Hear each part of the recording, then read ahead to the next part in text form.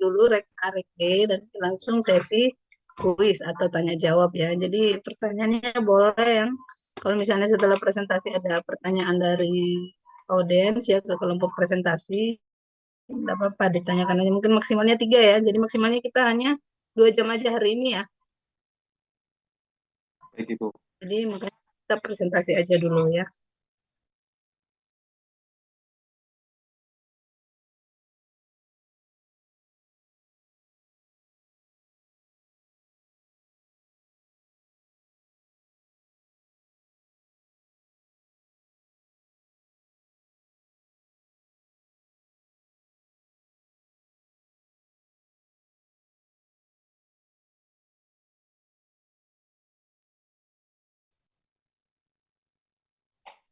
Eh, Baik, Assalamualaikum warahmatullahi wabarakatuh. Kami dari kelompok 2 mata kuliah pencegahan penyakit infeksi. Ini kami akan mempresentasikan hasil diskusi kami terkait materi pengendalian lingkungan. Next. Ini jangan lupa di record Zoom-nya ya. Sudah, Ibu, aman-aman.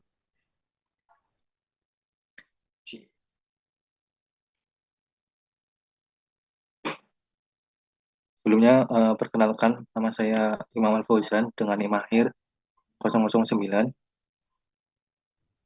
Saya Ilham Muhammad Fauzan dengan NIM akhir 003. Saya Nadia Putranabila dengan NIM akhir 007. Saya Bunga Melila Charing Tias dengan NIM akhir 023. Saya Mutiara Putri Nidiasari dengan NIM akhir 033.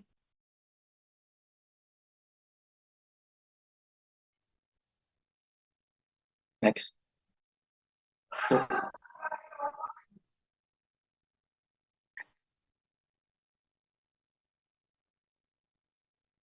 Baik, langsung ke pengertian dari pengendalian penyakit infeksi merupakan upaya terstruktur dan berkelanjutan di fasilitas kesehatan untuk mencegah dan mengendalikan infeksi, khususnya infeksi nosokomial atau healthcare associated infection atau AIDS. Infeksi ini terjadi setelah pasien menerima perawatan medis dan biasanya disebabkan oleh mikroorganisme patogen yang menyebar melalui udara, permukaan benda, atau alat kesehatan. Next. Di sini ada contoh segitiga epidemiologi. Yang pertama ada host atau pejamu. Dari contoh ini ada pasien dengan daya tahan tubuh lemah, lansia, atau anak-anak. Dan yang kedua ada agen. Contoh dari agen ini ada bakteri Mycobacterium tuberculosis, virus influenza, atau jamur candida. Terus yang terakhir ada environment atau lingkungan, atau ruangan yang lembab dan padat, ventilasi buruk, atau kebersihan alat medis yang tidak terjaga. Next.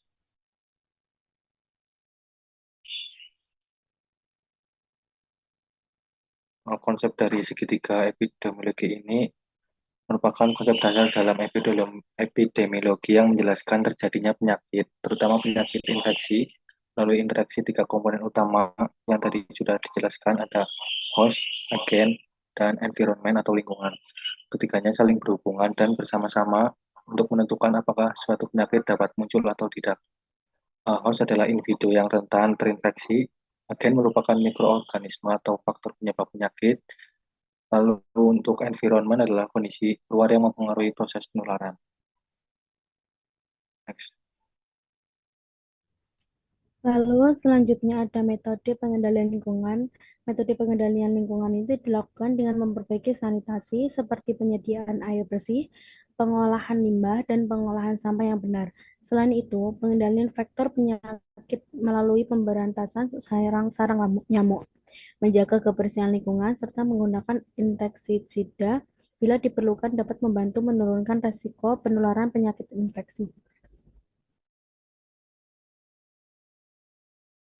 Selanjutnya ada faktor lingkungan penyebab infeksi. Penyakit infeksi dapat dipengaruhi oleh kondisi lingkungan yang tidak sehat, seperti pencemaran udara di dalam rumah akibat asap rokok, kayu bakar, dan obat nyamuk, ventilasi yang buruk, kepadatan hunian yang tinggi, sanitasi yang tidak memadai, keterbatasan air bersih, serta sistem pembuangan limbah yang tidak sesuai, standar dapat mempermudah penyebaran mikroorganisme penyebab penyakit. Next. Selanjutnya, prinsip sanitasi lingkungan yaitu untuk menciptakan lingkungan yang bersih dan sehat melalui pengelolaan limbah yang aman, serta penyediaan air bersih dan jamban yang sehat. Sanitasi juga menekankan pentingnya perubahan perilaku masyarakat dalam menerapkan pola hidup bersih dan sehat guna memutus rantai penularan penyakit. Next. Oke, yang selanjutnya itu ada peran tenaga kesehatan. Tenaga kesehatan tidak hanya berperan dalam pengobatan, tetapi juga dalam pencegahan melalui edukasi PHBS dan penyuluhan sanitasi. Tenaga kesehatan membantu masyarakat memahami pentingnya kebersihan lingkungan. Pemantauan rumah tangga juga dilakukan untuk mengidentifikasi faktor risiko penyakit. Next. Yang selanjutnya ada peran masyarakat dan PHBS. Keberhasilan pengendalian lingkungan sangat bergantung pada partisipasi masyarakat. Perilaku sederhana seperti mencuci tangan dan menjaga kebersihan lingkungan terbukti mampu menurunkan risiko penyakit secara signifikan. Next. Yang selanjutnya itu ada studi kasus. DBD adalah penyakit berbasis lingkungan yang berkaitan erat dengan keberadaan genangan air.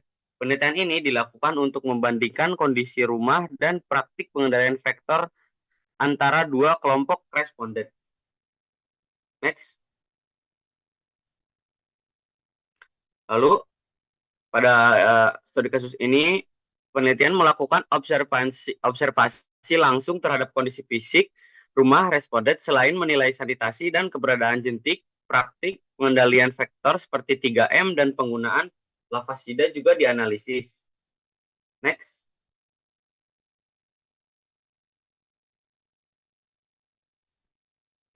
Kelebihan.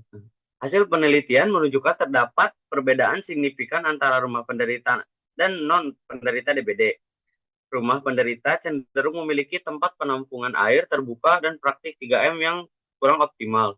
Pengendalian lingkungan dan pemberantasan sarang nyamuk berperan penting dalam menurunkan risiko DBD. Next.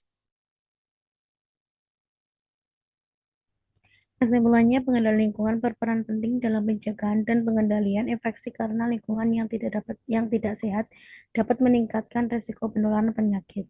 Upaya seperti penyediaan air bersih, pengolahan limbah, perbaikan sanitasi, pengendalian vektor, serta penerapan PHBS sangat diperlukan untuk memutus rantai penularan. Keberhasilan PPI juga memerlukan peran aktif tenaga kesehatan dan masyarakat.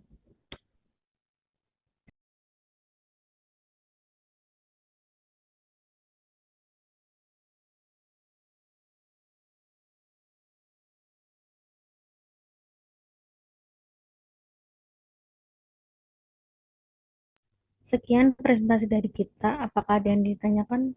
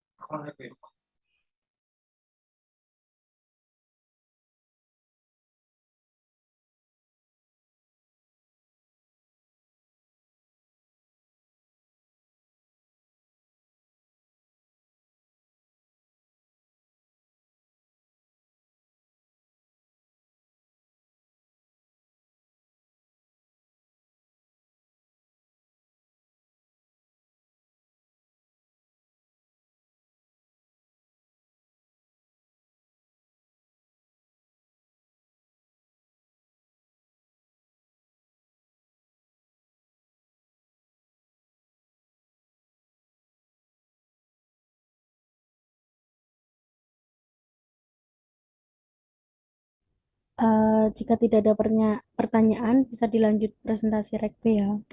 Sekian presentasi dari kami. Wassalamualaikum warahmatullahi wabarakatuh. Waalaikumsalam warahmatullahi wabarakatuh.